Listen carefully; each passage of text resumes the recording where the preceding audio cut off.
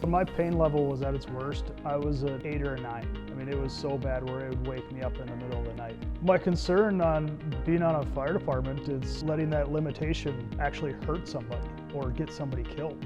At first I just thought it was like a little annoyance, but as time went on, it got worse and worse and worse. There were days I would cry. I got a band, and then I bought some sort of a heat pack. I mean, I spent way too much money doing things that didn't work. If you haven't had tennis elbow, you don't realize how much it affects your daily life. My name is Nate Steer. I am a physical therapist and athletic trainer with over 20 years of experience treating orthopedic injuries. That's what really drives us at Stay Active, is to make products that people can use at home to get back to their daily life.